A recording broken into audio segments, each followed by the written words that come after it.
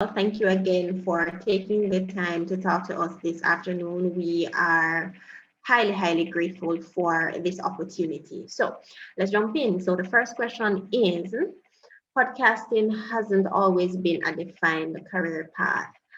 What was your path and how did you end up in this aspect of digital media? Yeah, so first of all, thank you for having me. It's really great to be here. I never saw it as a career path until I started mine. I always had dreams of having a podcast. I listened to this podcast by Tim Ferriss, his first 6 episodes, and everybody who knows Tim Ferriss knows the size that it is right now. I was there from day one when he started it. And I saw the evolution of that.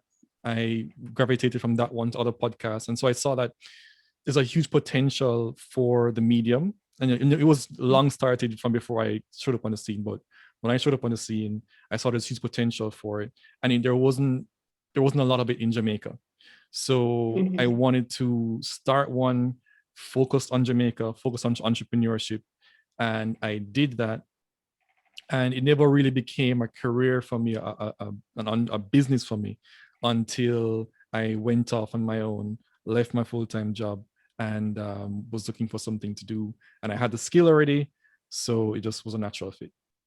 Oh, awesome. So, my question then to you is, what what was your previous capacity in your full-time job, and how long ago did you get started professionally in podcasting? Yeah, so at the time when I started the podcast, I was running sales and marketing for a software development company in Jamaica. It's a company called Real Decoy. So I was working at the company for about 8 years.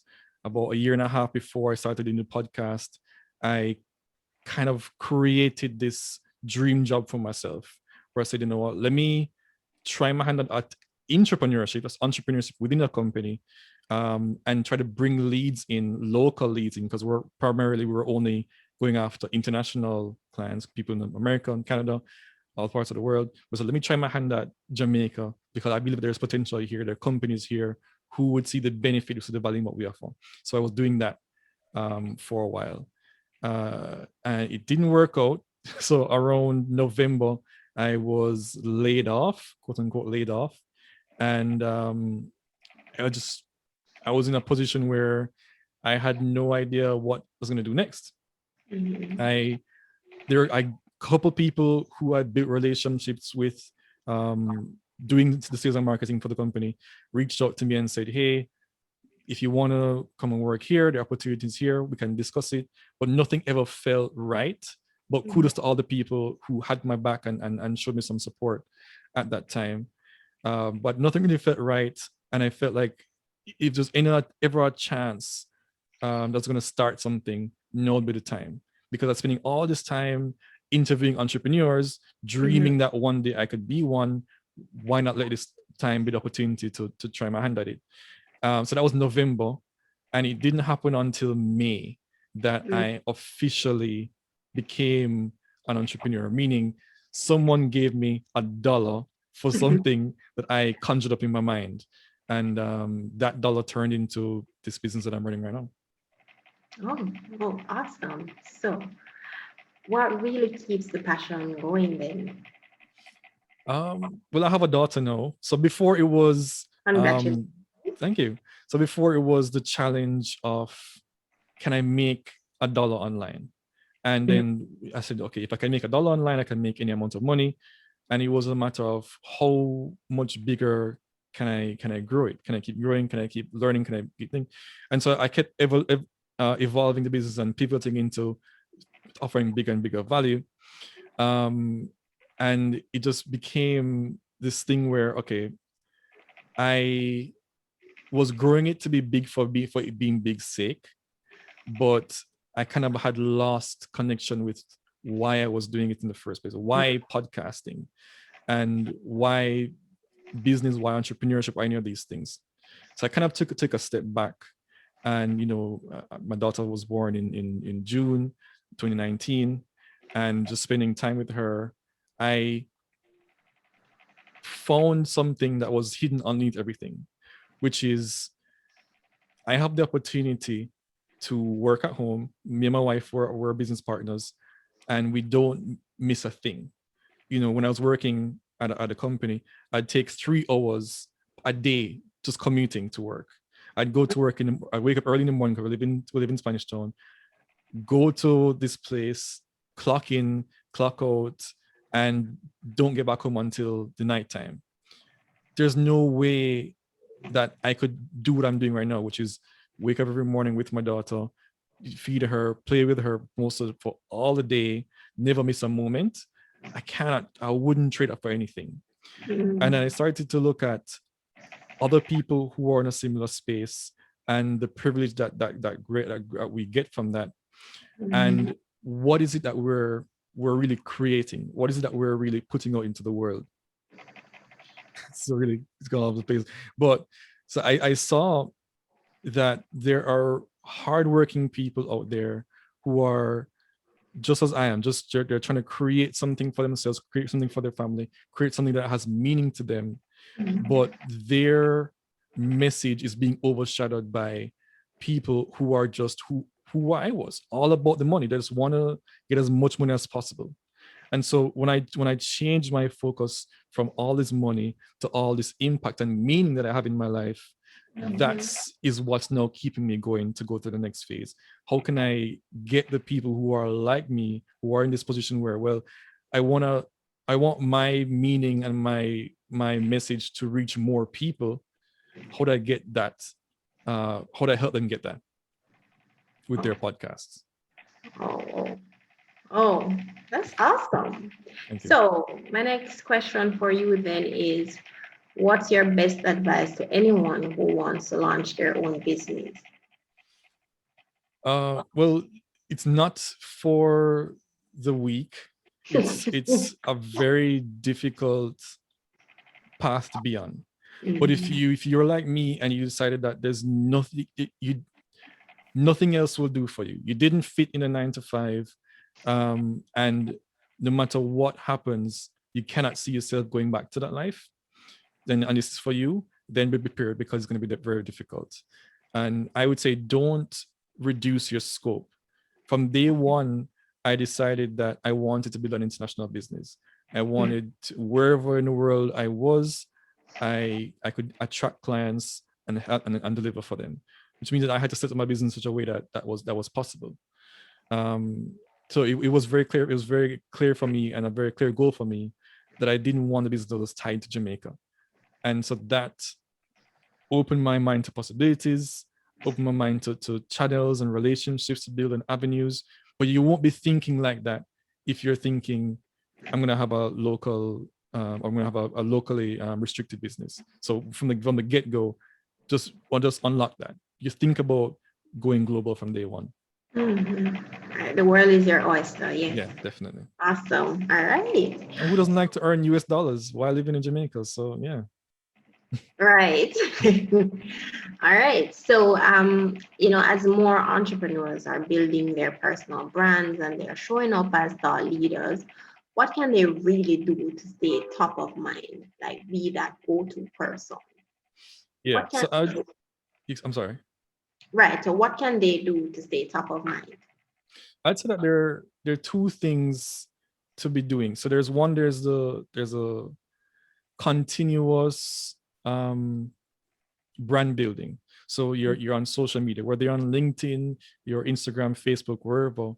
Pick one or pick all wherever your clients are, and show up there on a regular basis. You might think that I'm just posting out there, no one's gonna see no one's gonna see, it's not gonna happen. But the more you post, the more your brand will grow. So there's very little control you have over the discovery of it. But once you're focused on the creation and you're putting it out there on an ongoing basis, it will do its job. You won't have no way about it happen. The other thing, exactly, or as often as you can, and still be sane, right? Yes. The other side of it is build relationships with people behind the scenes. I can't tell you how many opportunities I've gotten just from doing that. That I did having no agenda, just being willing to provide my advice, provide my time, help people, talk to people, that has opened so many doors for me. Even, even when there's no boundaries, I could be talking to somebody in Australia and I can get opportunities that are in America or in UK. I've had so many stories of that. So just be willing to build relationships. There are communities, groups online that talk about things that you may be interested in or may be related to your business. Go in those groups, and passionately help people and share your message, and you'll be surprised as how that human connection gets built and what that creates. Awesome. All right. So, what is your entrepreneurial philosophy? My entrepreneur philosophy it's two things. And it's something that I've gone through all the struggles on, like I mentioned before, about trying to find meaning in everything. One of them is to be ethical. There are the most popular thing on internet right now are these people who are business coaches or internet marketers talking about, here's how we can help you get more clients or help you to do something. And they're loud, they're shiny, and they're tapping into that base like need for other entrepreneurs and other business owners, and they'll take advantage of you because they'll promise you some magic solution, but there's no magic solution. So if you just pull the curtain back and you see it's the wizard, right? And he's just tinkering stuff. There's nothing magical. So yeah, just be ethical. And it's very simple to be ethical. It might not be as glamorous as standing beside a Lamborghini or renting a private jet and standing in front of it acting like you own it. But being ethical will attract the right people to you. Just tell people honestly what your services are. There's no innuendo, there's no hidden trick behind it. And people who resonate with your story and who need what you're offering will become customers. It's as simple as that. So that's one thing, be ethical. And the other thing is to trust your instincts. I've gone through the journey with that as well, where because I grew up a certain way. I grew up, with how I was raised and with how I was working at a company. There's a certain path you have to go down, or there's a certain way you have to do things. And if you choose to do it your own way, it's not going to be celebrated because, boy, you're going off the path. Stick to the path and or do what I tell you to do, and everything is fine. Go off on your own path and you'll have problems. In entrepreneurship, it's flipped on its head entirely. Your success and your failures are your own. They're on your shoulders. And so you need to be able to trust yourself more. There are going to be mentors and coaches that come along, and they can offer you some shortcuts to your journey. But ultimately, it's your two shoulders. You're all the people that you hire and all the clients that you work with and attract. They're all going to be based on the decisions that you make. So learn to trust yourself more as an entrepreneur. So trust yourself, be ethical. Awesome, Paul. All right, so the last question is, what impact do you want to make in the world of podcasting and in Jamaica specifically? Well, I mean, I have an international business. I've only worked with one local client. I'm definitely thinking about changing that as I see the landscape shift. There are definitely a lot more podcasts now than when I started, and it's just been like 4 or 5 years. So I see the huge potential here. But my goal right now is as an entrepreneur or with this podcasting business is to find the people who have a strong message, who have a strong personality, and want to turn that message into a movement. So these are, like I said, people who are ethical, people who are trusting themselves, and people who have a lot of expertise to share. I Mhm. want to help them turn their message into a movement for them, can change their world and change the world of their clients. Awesome. And that to you is the real impact. That, yeah, that to me is a real thing, real impact. Yeah. Wow, awesome. Wow, Paul, this was an amazing conversation. I enjoyed it. I felt the sincerity and the genuine authenticity of it all. Thank you. Um, yeah, it was amazing. It was one of the shortest interviews I've ever done, but so, very powerful, like very robust in all that you would have said and how you would have expressed it. And I mean, we exist in a virtual space and I was able to feel what you're saying. And it does make a difference when you can feel somebody. Yeah, I Um, appreciate that. you're most welcome.